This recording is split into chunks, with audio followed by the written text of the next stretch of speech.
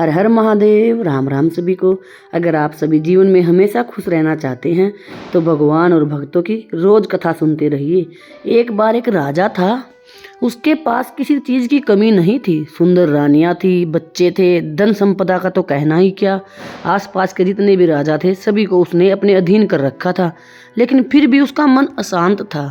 उसने ज्योतिषियों को बुलाया और अपना मन अशांत रहने का कारण पूछा।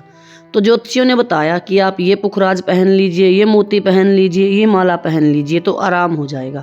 लेकिन राजा को तब भी कोई आराम नहीं हुआ, उसका मन ऐसे ही अशांत रहा।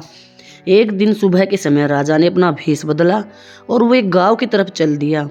गांव की तरफ जाते समय उसकी नज़र खेतों में गई तो उसने देखा एक पेड़ के नीचे एक किसान बैठा हुआ है और वो रोटी खा रहा है।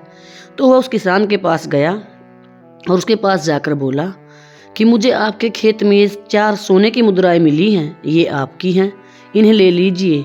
किसान भोजन कर रहा था तो उसने राजा से पूछा कि आप भोजन कर लीजिए। तो इस पर राजा ने कहा कि नहीं, मैं भोजन करके आया हूँ, लेकिन ये मुद्राएं आप ले लीजिए। इस पर किसान ने कहा ये मेरी नहीं है। तो राजा ने कहा जब आपके खेत में मिली हैं तो आपकी ही होंगी।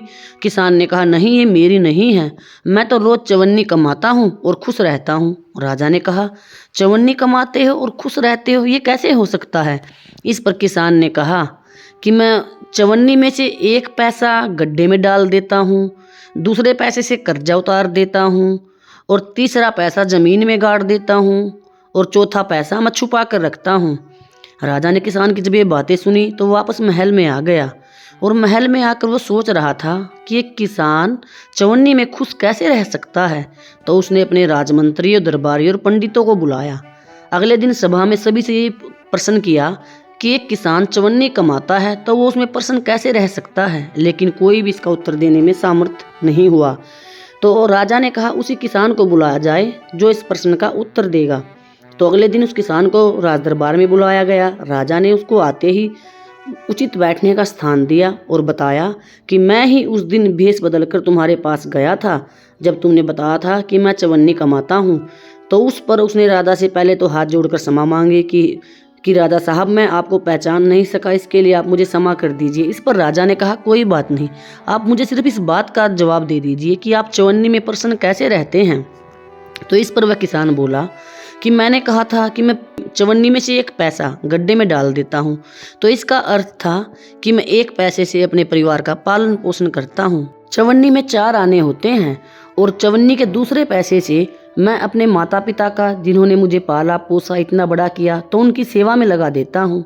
और तीसरा पैसा मैं गड्ढे में डाल देता हूँ, जिसका अर्थ था कि मैं अपने लिए 1 पैसा बचा कर रखता हूँ ताकि आगे चलकर जीवन में मुझे जब किसी चीज़ की आवश्यकता हो, कभी कोई बीमारी आ जाए या कोई मुश्किल परिस्थिति आ जाए तो उसका मैं उपयोग कर लेता हूँ। और चौथा पैसा मैंने कहा था कि मैं छुपा कर रखता हूँ।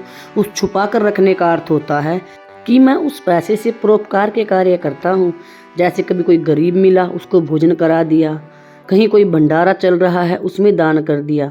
जो भी कार्य परोपकार के होते हैं मैं उनमें पूरा सहयोग देता हूँ। तब उस राजा ने सोचा कि ये किसान चवन्नी कमाकर भी इतना प्रसन्न रहता है और मैं इतना बड़ा राजा होकर भी कोई दान दया धर्म के कार्य नहीं करता, इसलिए मैं अशांत रहता हूँ।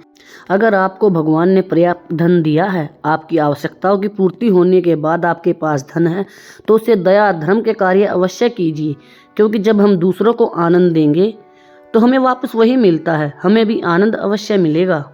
इसलिए हमेशा अपने मन को शांत रखने के लिए दूसरों को खुशी देते रहिए, उनकी ज़रूरतों को पूरा करते रहिए और दूसरों की दुआएं और आशीर्वाद कमाते रहिए, क्योंकि ये दुआएं और आशीर्वाद ही हमारे साथ चलता है। और जीवन में किया गया दान कभी भी खराब नहीं जाता, वो हमेशा कई गुना होकर हमारे पास लौट कर आता है। आप जरा अपने मन में विचार करिए कि जब वो राजा उस किसान को 4 सोने की मोहरें देना चाहता था तब किसान ने मना कर दिया। अगर उसके स्थान पर हम होते तो हम क्या करते। आज के समय में आपको पता है कि सोने का भाव क्या है। आप उस किसान की जगह होते तो क्या करते, या कमेंट में अवश्य बताएं। और एक छोटी सी बात पर विचार कीजिए कि हमारा जन्म हमारी मर्जी से नहीं होता, हमारी मृत्यु हमारी मर्जी से नहीं होती, और जो जीवन की व्यवस्था है वो वैसे ही चलती रहती है। जब जीवन हमारी मर्जी का नहीं, मृत्यु हमारी मर्जी का नहीं, तो जिसने हमें धरती पर भेजा है उसने हमारे लिए व्यवस्था भी की है। इसलिए निश्चिंत होकर भगवान का नाम जाप करते रहिए, दान पुण्य करते रहिए, सबका भला कीजिए और सबको खुशी दीजिए। अगर आपके पास किसी दूसरे गरीब को कुछ देने के लिए नहीं है तो सबसे बड़ा उपहार आपकी मुस्कुराहट है। किसी की प्रशंसा कर दीजिए, वो उसमें भी खुश होता है। खुशियाँ हमेशा बांटने से बढ़ती हैं, इसलिए खुशियाँ बांटते रहिए और हमेशा खुश रहिए। भगवान से प्रेम करते रहिए। आप सभी का कोटि कोटि धन्यवाद। कमेंट अवश्य कीजिए कि आपको कथाएं कैसी लगती हैं।